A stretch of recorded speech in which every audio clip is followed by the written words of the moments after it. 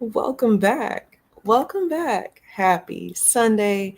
Um, happy almost St. Patrick's Day, if that's your thing, if that's something that you do. Um, Sunday school. I know it's been a while since you've seen us. We're taking a pause to revamp some things. I'm going to go into some of those things in a little bit, but um, welcome back. Today is March 16th, 2025. I'm Eve. Um, Isla's here. I don't know if she's quite back yet down there, right there, but she is here. And, well, she'll be joining us in a little bit. And in the chat, what's going on, Spirit Wonder? Happy Sunday.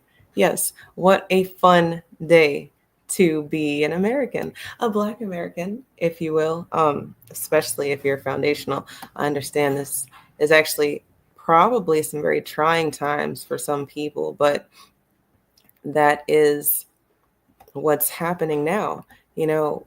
Try to start Sunday school with a general what's going on, where you live, because I find that in this trying time that we exist in, it's good to know about the lay of the land. Like, do you know about where you might have to go, about the people that are there, about the environment? If you're not prepared, well, then you will be lacking. And we want you to always be prepared for things. It doesn't have to be a bad thing, just like consequences aren't necessarily bad things. They just are things that happen as a result of other things. All So, right. hey, Isla, welcome back. Hello. Hi, everybody.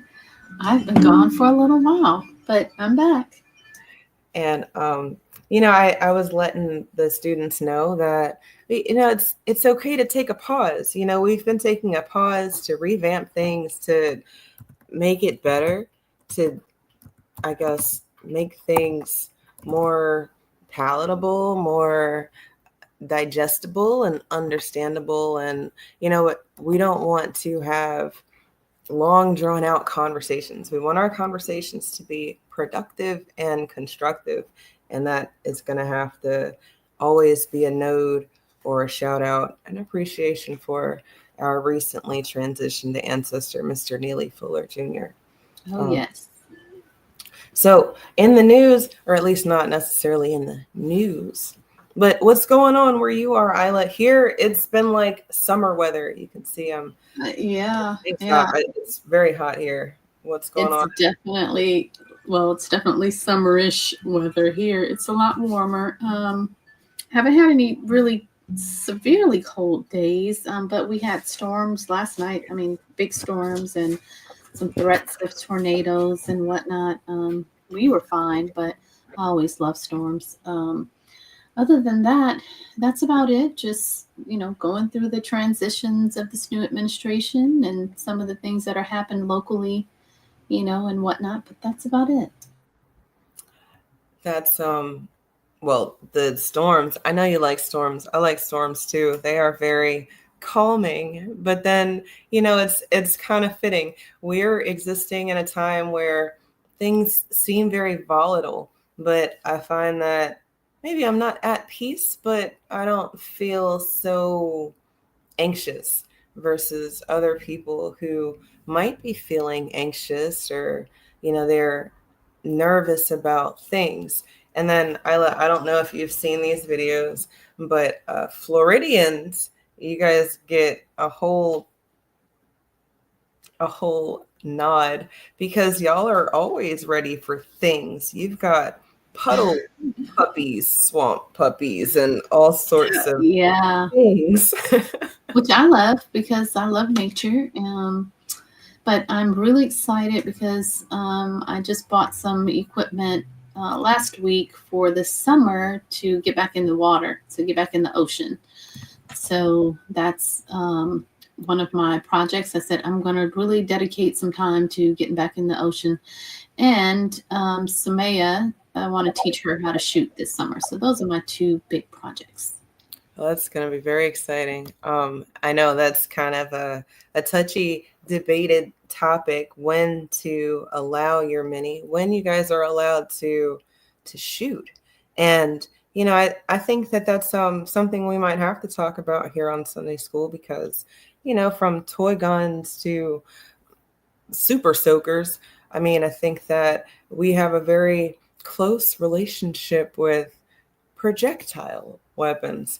Um, the inventor of the Super Soaker is Black American, foundational Black American. And then you've got the side of, well, society has never really wanted us to protect ourselves in a way that equals the environment or makes things more equal, even if the odds are against us. So then people wonder if it's okay to just let children be children.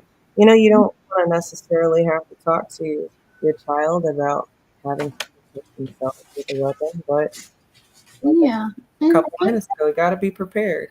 yeah, I get that. For myself, we were always raised around guns. My parents never had to lock any up. At the age of like 7, 6, we were able to shoot. We had BB guns or a 22, like little shotgun. But we were never, it wasn't something that we, um, had to necessarily be protected from handling. I remember my father, they used to hunt a lot. So a lot of the men in my family were hunters or trappers. So trappers, they would trap certain animals for eating. So, guns are not just for self-defense, but they're also can be used for getting food. So I think that when you approach it like that with children, and they are able to see at a very young age the consequences, you were talking about consequences earlier, Right? of what these weapons can do, whether it's to an animal that they see their parents haul in from having been hunting all day, or um, just, seeing what it does to a little bird that happens to be in your garden eating your tomatoes. um, Absolutely. I think That's it's that's an excellent point because Mhm. it's not just about protection. It is about, you know, survival. And Right, right, being able to hunt is that's going to level the playing field for right. people who are, I guess, acting out of survival. That's part of the Mhm. why some people are very anxious right now and some people aren't. If you're ready for things, then maybe you're cool when the storm comes. If you're not ready for things, maybe you're scrambling. And Yeah, yeah. well, I think that's pretty cool things. And again, what's going on in the chat? I know we've been gone for a minute from our Sunday lives, but we've been trying to, well, bring things in a more palatable fashion. So just to kind of show y'all what I'm talking about, we have a new website. It is foundationalblackamericansundayschool.org. But if that's a lot to type in, you can just type justiceeve.org and it'll take you right to our new website where we will have our courses, information about what we're doing, um, why we're doing what we're doing, and how you can get involved. Um, Quick Sunday school. question. Go ahead. Do we have a QR code maybe that they can take a picture of with their phones and Oh, link it straight to the website? that would have been really that would have been a really good idea. I don't have a QR code to um, do that, but I think I think our mods are taking a nap right now, and that's okay. But I put it in the chat. It is justiceeve.org, or like I said, Foundational Black American Sunday School.org. Either one of those websites will take you to our new website, Foundational American Roots, and it answers a bunch of different questions about what it is that we're doing, why we're doing it, and who we're doing it for. So I hope you take a moment when you get a chance to check it out and, let us know what you think. Um, in the meantime, in between time, moving right along, today, okay, so I know you're used to us doing, the different classes, math, code, our story, wellness, and languages, and all of those things are going to be coming back, but in a different format. That's why I gave you the website. So for now and today, we're going to talk about what's going on now with regards to education. Both Isla and I are educators when we're not doing the Sunday school thing. And those are not the only hats we wear. And like my hat, I got on a hat right now. But it's a role that we've been passionate about. And I think that in the current environment, you guys are going to be hearing things like the Department of Education is being dismantled. And maybe you don't know what that means. Maybe you are around people who are afraid of the consequences of a big statement like that. So today we're going to talk about that a little bit. And then I think we're going to have a little bit of code. And then, I'll let you guys go about your days. But the Department of Education. Isla, before I hit play on this, have you heard what I'm talking about? They're going to dismantle the Department of Education. Yes, and apparently hand that back over to the state. But as I've been doing some investigation on that, I found that a lot of the money are going to these education unions and stuff like that. So there's a lot of money that could probably go towards um, our remedial justice or our reparations versus fattening the pockets of these organizations and groups. But yes, I have. Well, I would agree with you. There's a lot of money involved, and that's why everybody's panties are in a bunch, right? They're very anxious and nervous because it's their paycheck. You'll find that people only really have that fire when it comes to something that's happening specifically to them. And I hate that about people, but it is a very people thing that I think the sooner you understand that, the quicker you won't have such headaches or heartaches or just moments of confusion about why things are happening like this when you didn't ask for it or you weren't ready for it. The Department of Education and a lot of these departments are all systems that have been designed to specifically keep us foundational Black Americans away from resources that are rightfully ours. And it is the unlearn and relearn of that one big thing. I mean, I know it's not just one thing, but it is an umbrella. We can kind of put it in, we can put a lot of these things under the umbrella of unlearning and relearning that the systems that you might have campaigned for, championed for, thought were good, they lied to you. They weren't meant to do anything positive for you. They were meant to stall you. And then when everybody has, I guess, maybe the same understanding of the system, then maybe things can happen with the system. But until, I guess, there's a consensus that the system isn't working the way that people thought it was supposed to work, things aren't really going to change. Let's see. How do I make this share the video?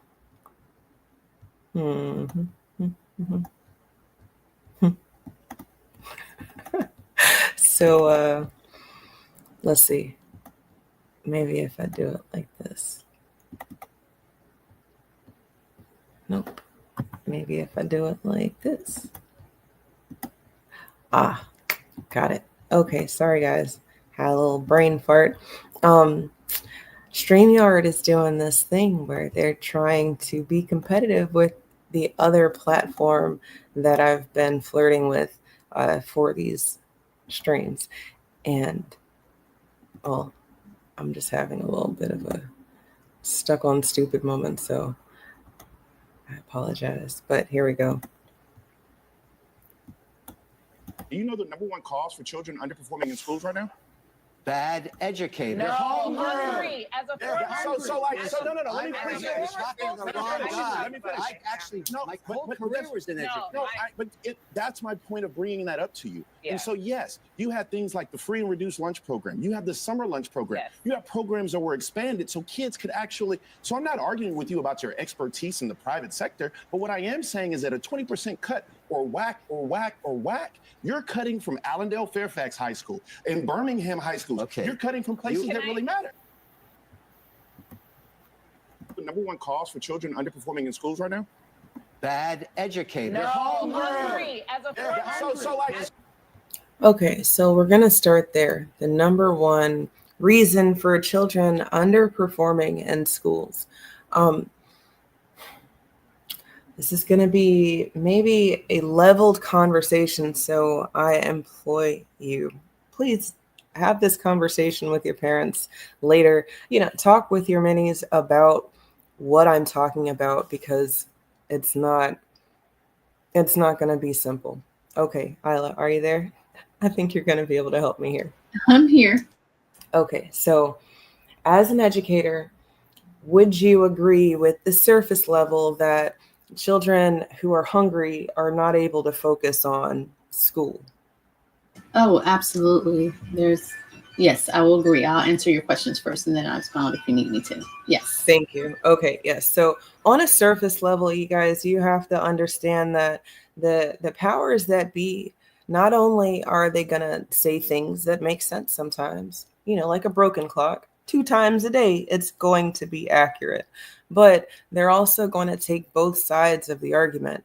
You've heard Isla and I both say time and time again, that's 2 wings of the same bird. The Democrats are on one side, the Republicans are on another side, and then you've got the people on the in-between and on the outside. So at the tips of the wings, all the way to the center of the bird, do you have these opposing sides?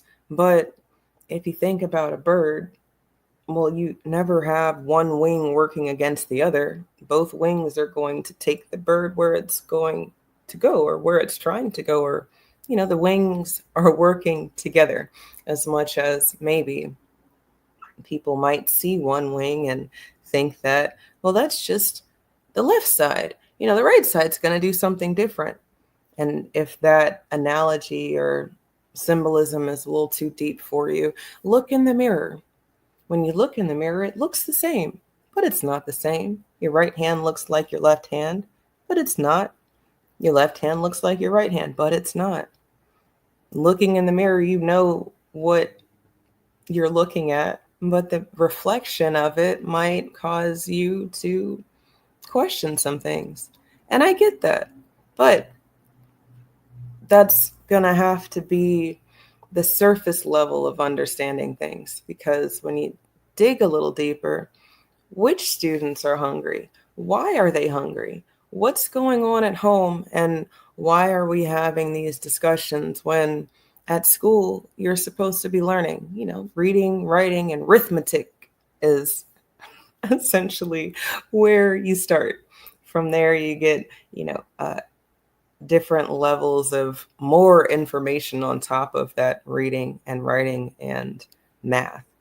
Isla, when you hear people arguing that it's the educators, and then the educators are saying, no, it's the higher ups.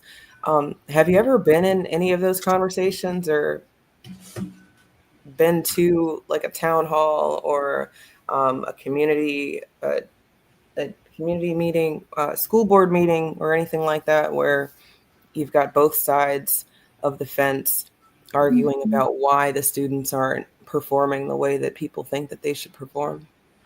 Well, I've never been to any town halls, but I've sat with other parents and spoke to them, or just had random conversations with maybe not so-called, not strangers, but people that are not necessarily in your family. And yes, we've had these conversations, and yes, I've gotten into some heated debates behind this topic. I think that it is all of those answers are true. There's a lot of those factors, but um, again, we're in a system of confusion, and this is just my thought or my approach to it. And so the objective is to keep us tearing at the thing that really isn't the source of the problem. Um, I mean, when you know the underlying source of the problem, but yes, I think that it's all of it. It's not just the parents, it's not just the students, it's also the higher ups, it's the way that the system has been designed. But yeah, I hope I answered your question. Oh no, you definitely did, and I'm glad that you're, giving the language that we've been using, being very repetitive. You guys will hear us say things. The system is designed to confuse you. Things that you might understand, you might not understand. The us being repetitive about people being confused might seem like we're trying to confuse you, but that's how deep the confusion is. You have to do things over and over and over again to form a habit.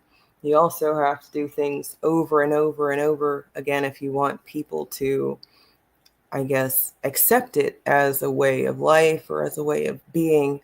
And some truths that aren't true are only true because enough people have accepted it. You might hear people saying, I'm white and I said so.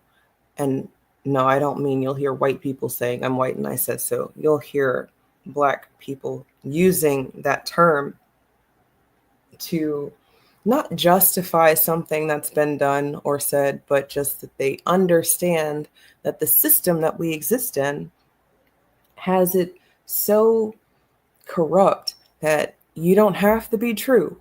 You don't have to be factual or accurate. You just have to be white, and white is right. Well, no, right is right and wrong is wrong. And that's why I started earlier today with consequences are, well, they just are. How you feel the consequence is going to be based off of what you did to get what you received. But Isla, you said heated debates. I'll let you give your opinion. How do you feel about the little debate that I showed?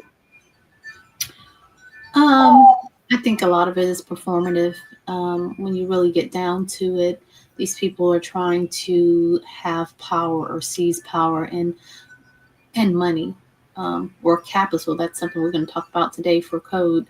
And so in our country, particularly, a lot of the capital or money or resources, whether they're wealth, land, or what have you, are controlled by these people, right? So a lot of the stuff that you hear is performative, and there are some truths, like Eve was saying, in what they're saying, the broken clock analogy, right?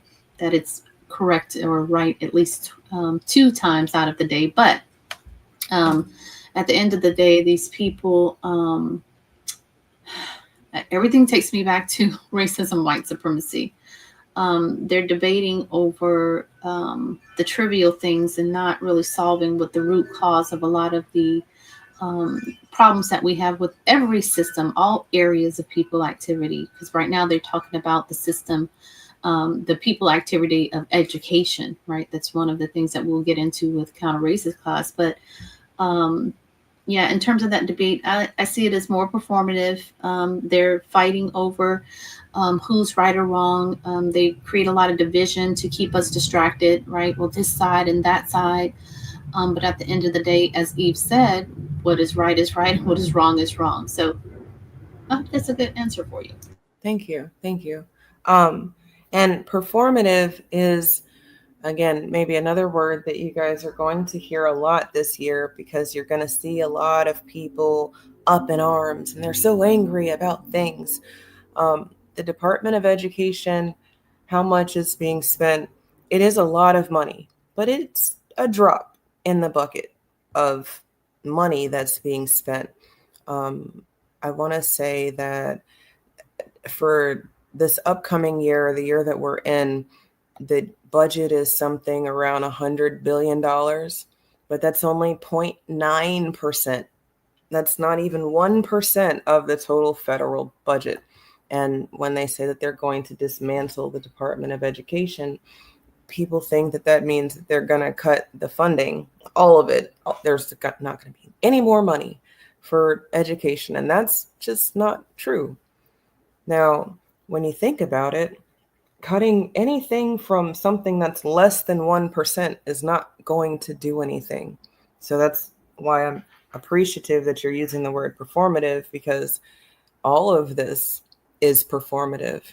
If at the end of the day, the systems that people have relied on to make themselves great in this land of the free, but the people who gave you the ability to acquire the wealth have never been free, or the chains have changed, or maybe just the debt's never been paid. They've accounted for the wrong, right is right and wrong is wrong, but then nothing's been done to repair. So maybe things don't make sense. And if you're a person who's coming to this realization right now in 2025, then maybe things are very uncomfortable for you. You'll hear people saying things that you don't like. And unfortunately, that's not our problem. When Black America can come together and say, enough is enough, we understand that people have problems and that bad things are happening to people, and maybe it's not deserving, but we've got our own problems. Well, now everybody is saying that we're not being fair. That's not fair. You can't put yourself before others. I mean, think about the golden rule and how would you want others to treat you? And, well, I would want people to treat me how I've earned it.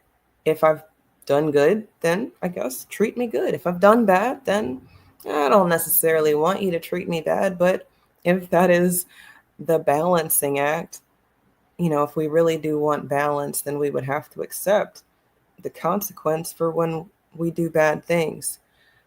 I would want people to remember how you meet people, and then maybe performative. We can have this understanding for why things look how they look.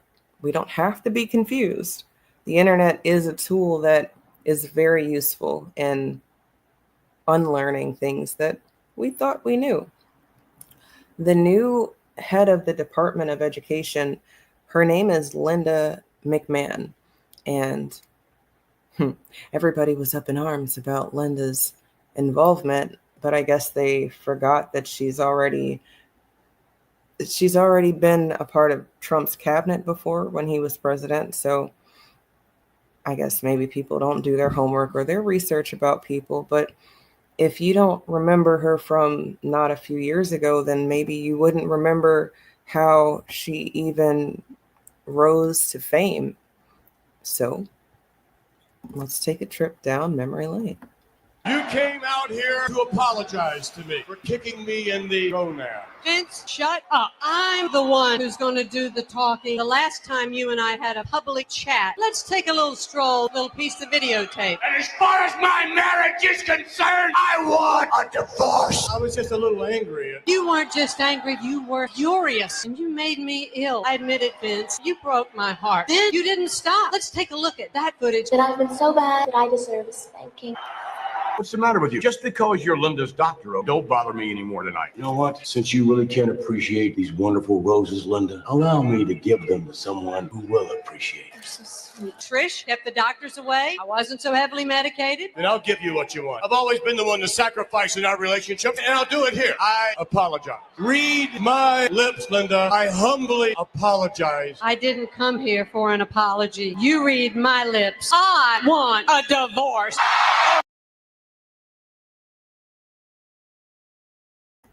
Okay, so This is how I remember Linda McMahon.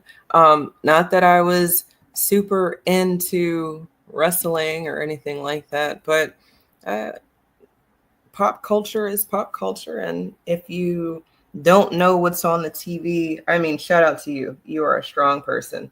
Or shout out to your parents because they've kept you away from that demon.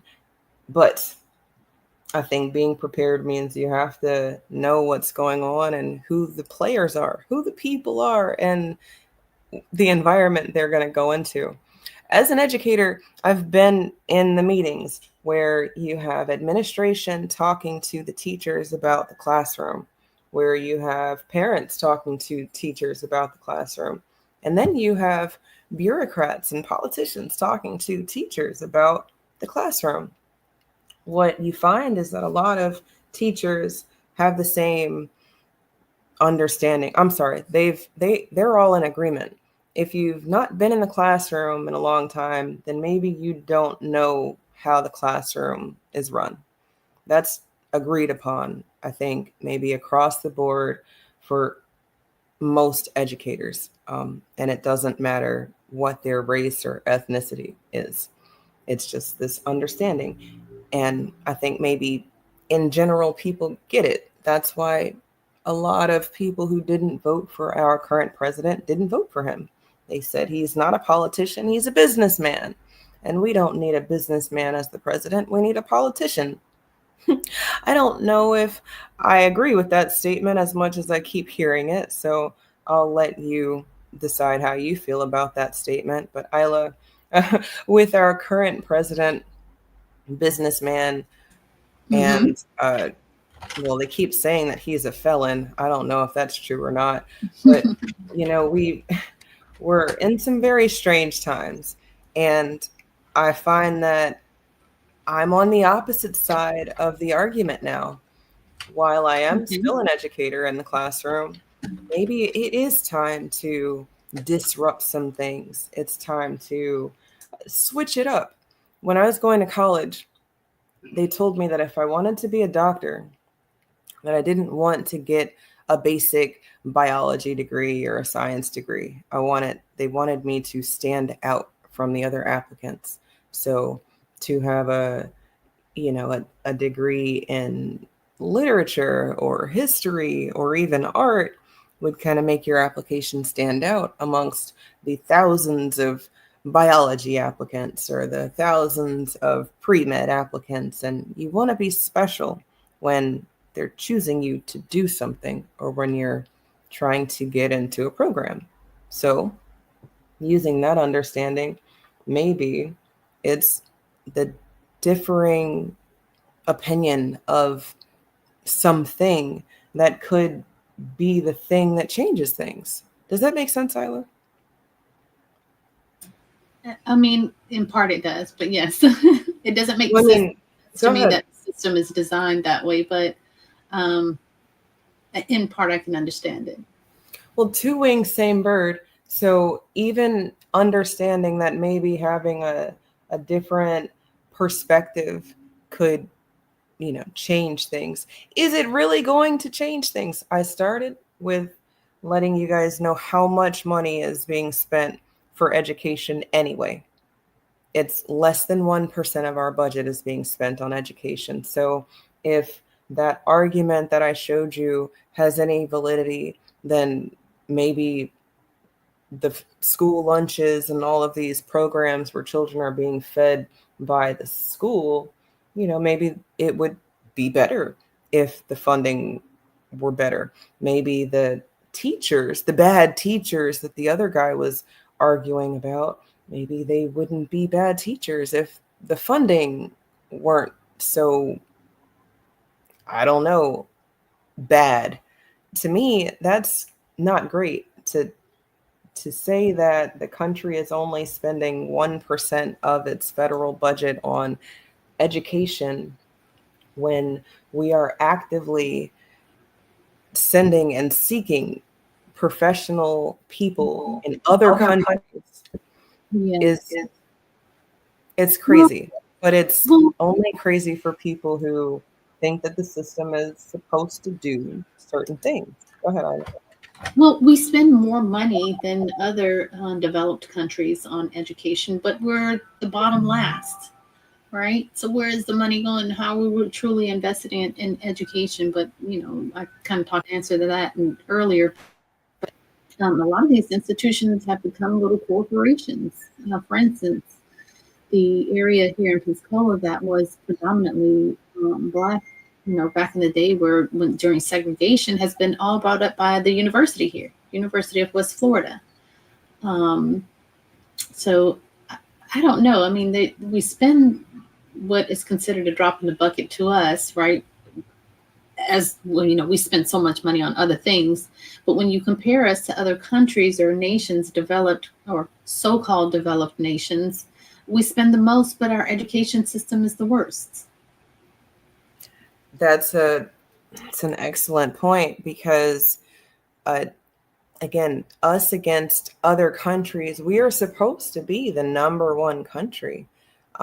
You have, again, everybody fleeing and flocking here because of this illusion of inclusion, or, just the bare minimum of, well, when you get to America, you're in the land of the free. You have free speech. You can do what you want to do. You can practice the religion you want to practice. You can love who you want to love.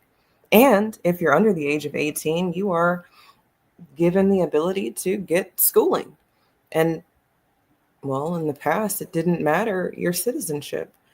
Our current president has come back to the presidency, back to the Oval Office, and has really stirred the pot. And, well, now a lot of people are very anxious and nervous about the future.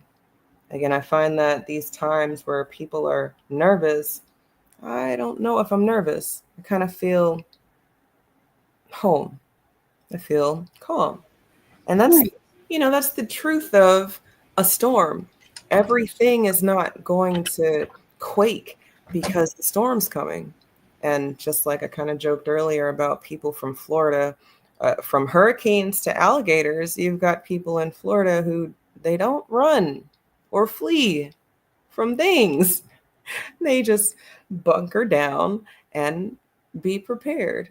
And I don't know if that's a bad example. I actually think that it's a really good example of how you should be in maybe uncertain times. Shout out to you. That's funny that you brought that up because I had a guest that was at my hotel this week, and well, actually it was yesterday, and the storm, was on the news and the potential coming through, and she was from California, and she's like, any suggestions on what to do about the potential tornadoes? I was like, we're in Florida, we deal with hurricanes. So after I realized that I was being a little bit facetious and just I couldn't take serious that was a serious question, right? But then again, she comes from fires, I guess. But nevertheless, I ended up telling her, okay, well, the worst case scenario, if there is one, you make sure you come to the first floor, and maybe go into one of the restrooms or an interior room. But she was seriously concerned, and it just was so bizarre to me. And that's why we start Sunday school with the news, you guys. If you are unfamiliar with the lay of the land, I think it's a good way to be prepared. Just knowing the environment of where you're going to. You might have to leave at the drop of a hat. You might have to go. And that doesn't mean that you fled as much as you went to higher ground. We have a very interesting terrain here in North America, and I believe that brings a bit of peace in uncertain times. If you know the nooks and crannies, then you can get out of the way of danger. When the hurricane's coming, you know where to go. When there's alligators in the water, you know not to swim there. Isla and you guys, we stumbled across a video, and this is unrelated to what I'm showing you, but related to what I'm talking about. So just bear with me for a moment. We watched this video of this person narrating a man who was fleeing the cops in Florida.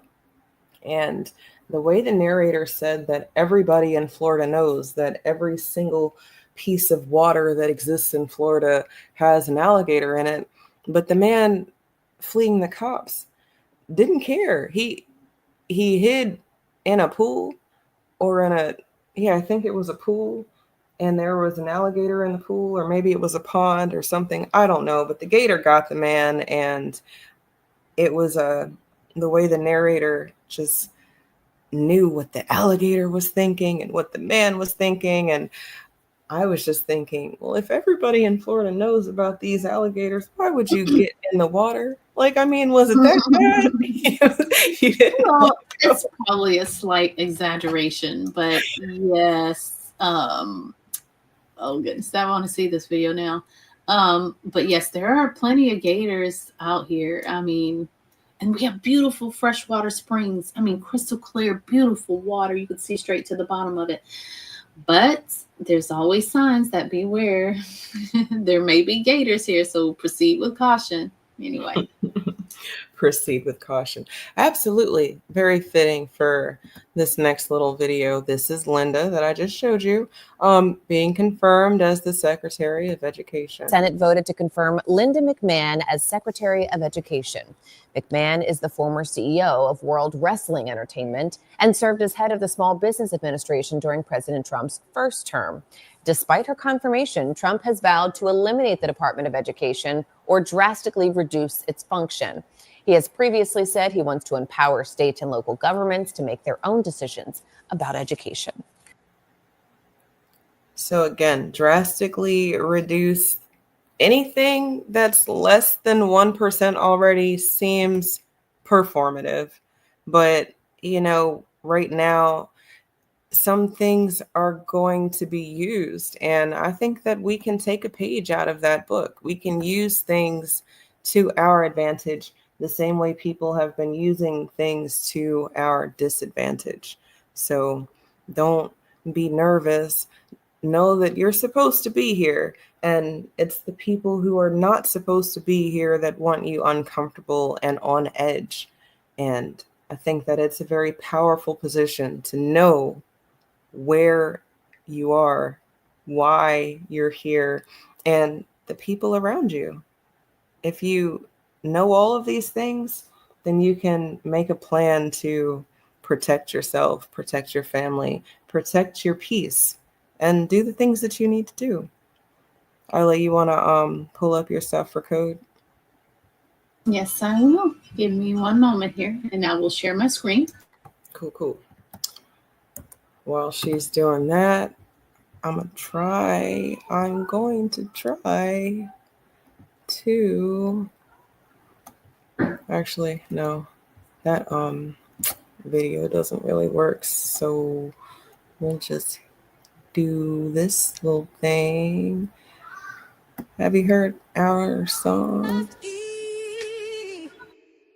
Just Eve. Just Eve. Just Eve.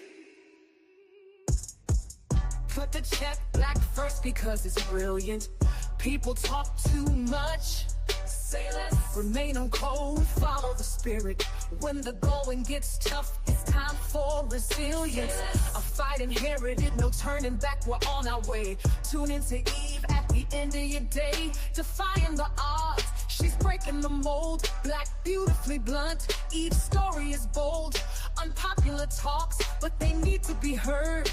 Eve's on a mission, spreading the word. Black America is fighting the oldest fight. Using her voice, shining the light. Stay ready, stay strong, that's her creed. Eve's got the wisdom, planting the seed. Just Eve. Just Eve. Just Eve. Just Eve. Planting seeds. Cut the check black first because it's brilliant. People talk too much. Say less. Remain on code, follow the spirit. When the going gets tough, it's time for resilience. A fight inherited, no turning back, we're on our way. Tune into Eve at the end of your day. Defying the odds, She's breaking the mold, black, beautifully blunt. Each story is bold, unpopular talks, but they need to be heard. Eve's on a mission, spreading the word. Black America is fighting. All right, looks like Isla got the things, doing the things. Are we back? Yes, I'm back and I'm ready. All right, let's do the things. All right. Well, hello, everybody. I've already said that once today, but hello again. So, of course, we are studying Neely Fuller's Counter-Racist Code. Let's see here. For some reason, it's not playing. Can you not see that? Let's I don't see. see anything. Oh, there we go. Learning about the Counter-Racist Code by Neely Fuller Jr. Of course, the full title is the United Independent Compensatory Code System Concept Book. So, why are we learning what we are learning? So, we are studying the Counter-Racist Code in an effort to learn and understand the things we must know and learn about the system of racism, white supremacy, so that we can replace this system of injustice with the system of justice. It's important that you all remember that it is each one of our duties and responsibility to seek knowledge and information in all areas of our lives.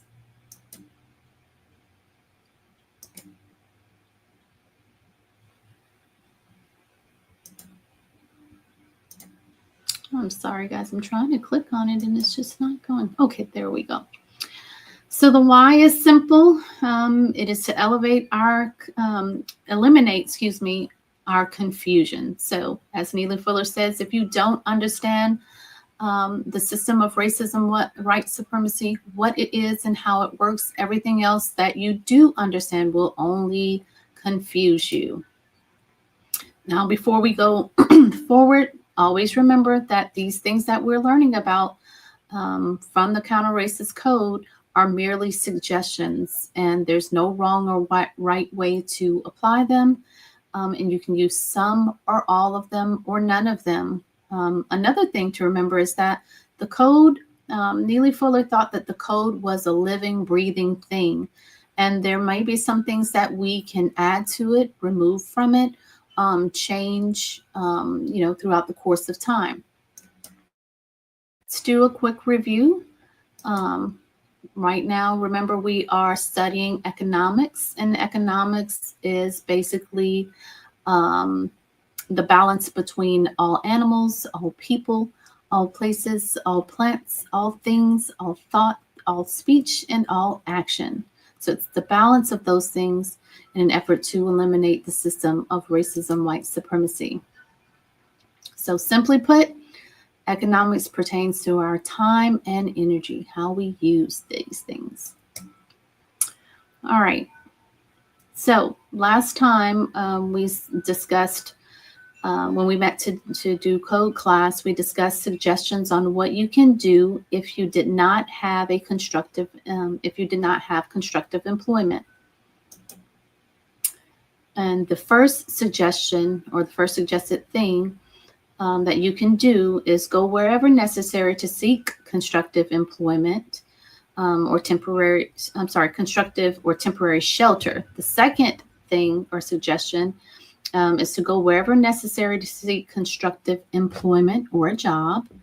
And then the third final thing was if you can't, find a good job, then go ahead and ask for the help that you need.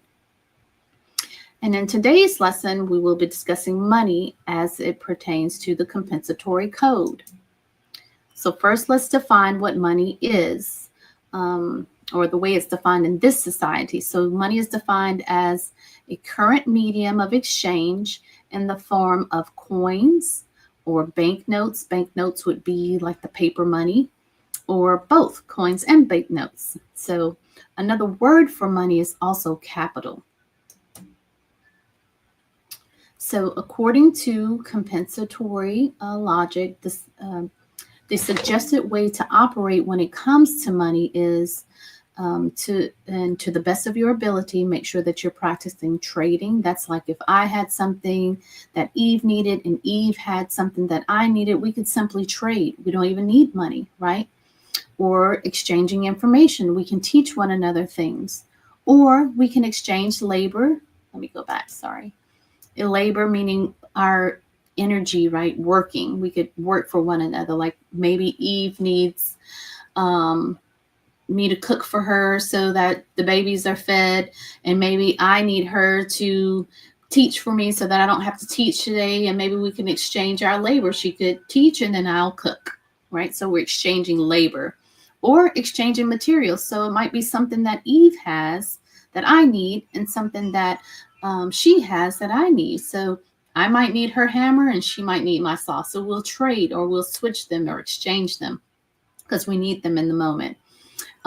Also, make a habit of saving money, part or all of your money.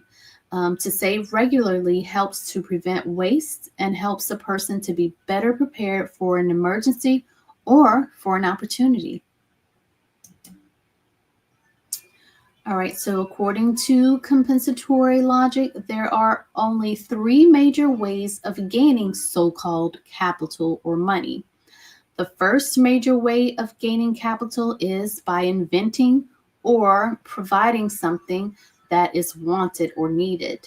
The second major way of gaining capital is to either rob or steal someone. And then the third way, let me go back. The third major way of gaining capital is asking or requesting for, say, a job or assistance. So as you see in the picture there, the gentleman there, he's asking for a job and the other guy is reading his resume, right? So I have a question. Do you think that these are the only 3 ways that we can get money? If you think that these are the only 3 ways, if you agree or even disagree, go ahead and put it in the chat and let us know if you believe that these are the only 3 ways for us to gain capital.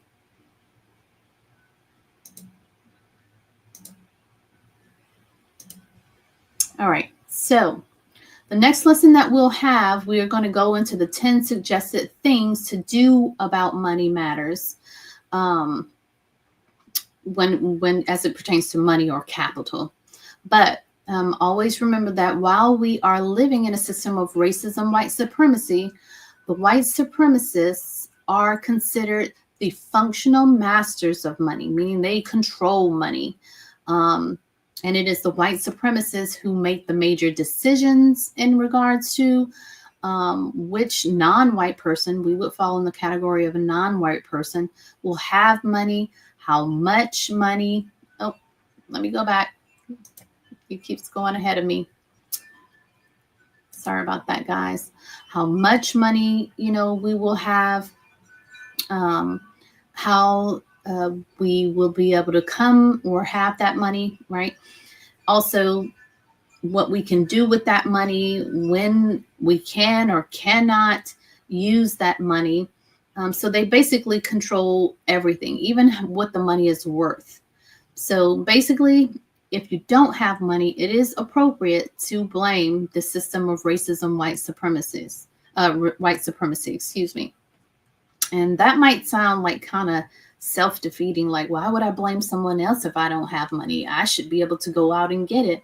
Well, when you understand how the system works, right, and how they dominate and control all areas of people activity for the express purpose of mistreating us, then you'll understand that even though you may put some efforts in, right, and you can even think of family members or people you may have encountered that no matter what they do, they're unable to get money. Just remember that, yes, there is someone or a system to blame, and that's the system of racism, white supremacy. So as always, there are 3 questions we must always ask ourselves when solving the problem of racism, white supremacy. That's how they are able to, how do the people who practice racism, white supremacy do what they do? What effects it has on us as Black people, and what Black people can do to work against that system. So thank you guys for your attention and time today. I hope that you found this knowledge constructive and informative. I am Isla, your teacher for Counter Racism Code class. Thank you guys. And thank you, Isla. And thank you guys for joining us for Sunday school because, well, I really enjoy my time here with you guys on Sundays. I like the pause that we can take as a community, as a family, to talk about the things that we're seeing, the things that we're experiencing. And it's a safe space for the questions that you might have. I know that when you get to school tomorrow, if you have school tomorrow, I don't actually have school tomorrow. We are taking an ancestor veneration day, but if you have school tomorrow, leaving Sunday school, knowing that your positioning in this country is divine. Your ancestors worked very hard for you to be here. So for us to, take a little bit of a pause to give some appreciation for the win we are, I think is a good step in the right direction. After we've made them pay what is owed, after we've started our repair, we're still going to have conversations. It's not a one-off, you guys. We don't get a check and then all is well. No, it's years of making things right. And once the resources have been rectified or redistributed in a way that makes sense, then we finally can start doing things that maybe we've always wanted to. Maybe you've always wanted to learn how to swim, but you've never been to the beach. You've never felt comfortable in a pool and you don't know where to start. We don't have the luxury of just taking time off from life to think about things. So I hope you guys are thinking about the things that we're supposed to be doing once we have what we're supposed to have, because, well, the conversations will never get comfortable when people are doing things out of balance. So I hope that you learned something today. And if you did, you can let us know in the comments or in the chat or in the email. Actually, let me throw that back up for you just so that you can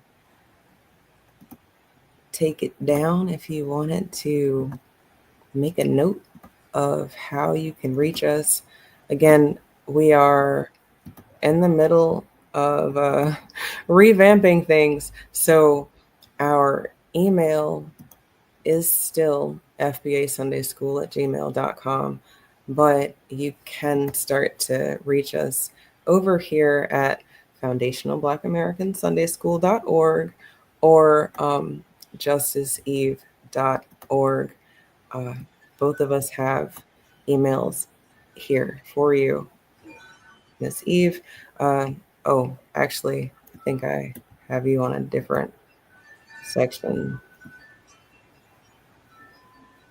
I don't know, Isla. I had you up here. I don't remember where I have you, but it's Miss Eve or Miss Isla at FBA Sunday School.